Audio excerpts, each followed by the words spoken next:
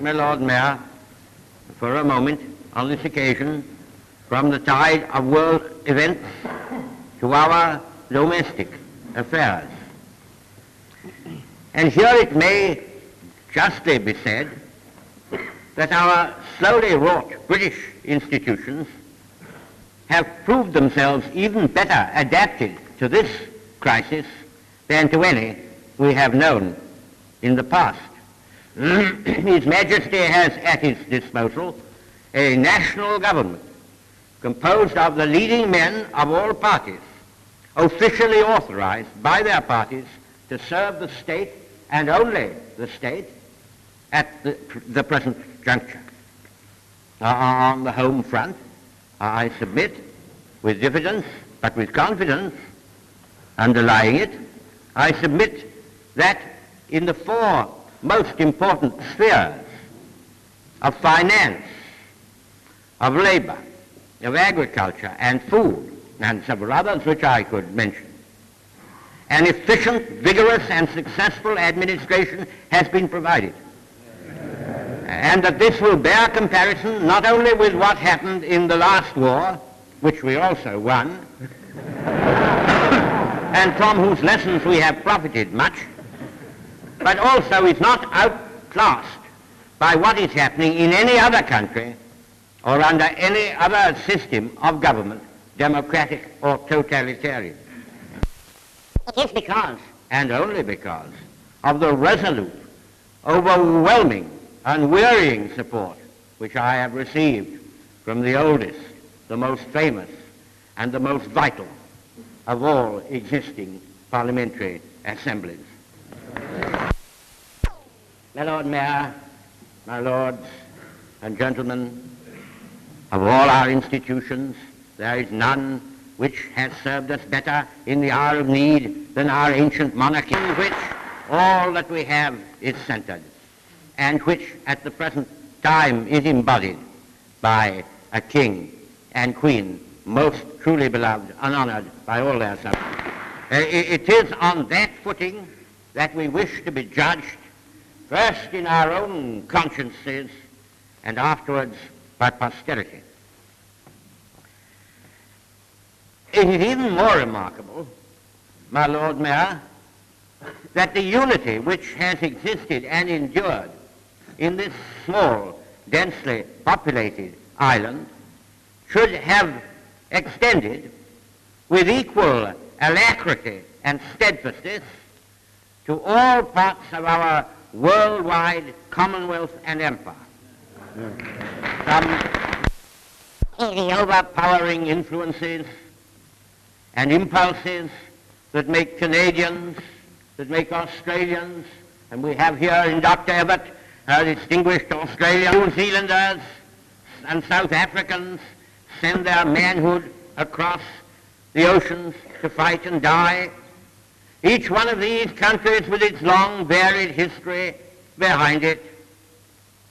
These impulses, this extraordinary spectacle, is an outstanding triumph of an outstanding example of the triumph of mind over matter and of the human heart over fear and short-sighted self-interest. In the vast subcontinent of India, which we trust will presently find full satisfaction within the British Commonwealth of Nations, the martial races and many others thronged to the imperial standards.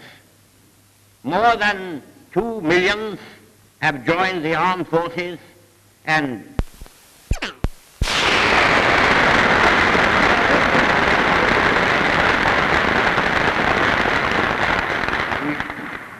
the time came, my Lord Mayor, when this loosely and variously knit world-spread association, where so much was left unwritten and undefined, was confronted with the most searching test of all. The mother country, the home of the kingship, this famous island, seemed to enter the very jaws of death and of destruction. Then surely was the moment for the empire to break up, for each of these widely dispersed communities to seek safety on the winning side, for those who thought themselves oppressed to throw off their yoke and make better terms betimes with the all-conquering Nazi and fascist power. There was the time. But what happened? It was proved that the bonds which unite us, to those supple as elastic, are stronger than the tensest steel. It was proved that they were the bonds of the spirit and not of the flesh, and thus could rise superior alike to the most tempting allurements of surrender and the harshest threats of doom.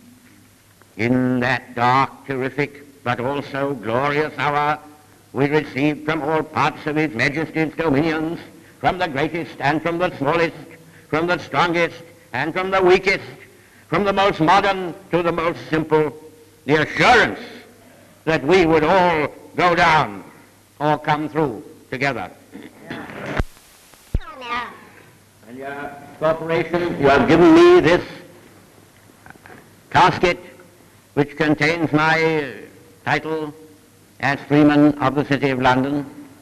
I have not always been wrong about the future of events, and if you will permit me, I shall inscribe some of these words within it as my testament, because I should like to be held accountable for them in years which I shall not see. It is fitting, my Lord Mayor, in a singular manner, to speak upon this theme of the fraternal association of Britain and the United States, here amid the proud monuments and prouder ruins of the City of London. Because nothing ever made a warmer feeling between the British and American peoples than the unflinching resistance of London to the formidable, prolonged assault of the enemy. The phrase, "London can take it," and the proof of it that was given, stirred every generous heart in the United States.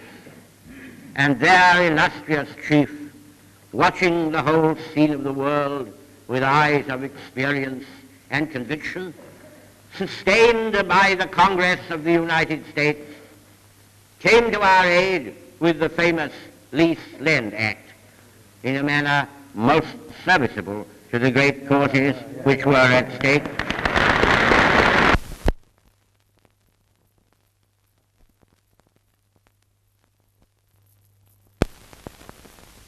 Quantities of war materials